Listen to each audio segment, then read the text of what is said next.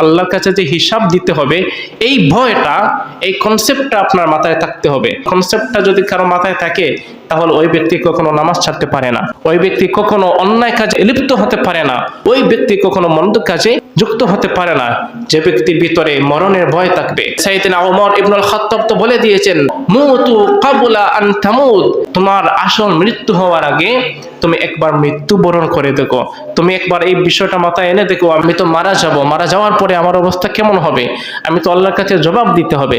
তুমি মারা যাওয়ার আগে তুমি নিজে নিজে একবার মরে দেখো, মৃত্যুর পরবর্তী সময়গুলো আপনি চিন্তা করবেন। তাহলে একজন ব্যক্তি কখনো গুনাহের কাজে, কখনো অন্যায় কাজে লিপ্ত হতে পারে না।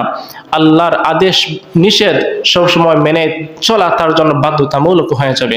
আল্লাহ তাআলা আমাদেরকে তার প্রিয় বান্দা হওয়ার জন্য আল্লাহ তাআলা আমাদেরকে শয়তানের সব ধরনের প্ররোচনা ওয়াসওয়াসা থেকে আমাদেরকে হেফাজত করুন।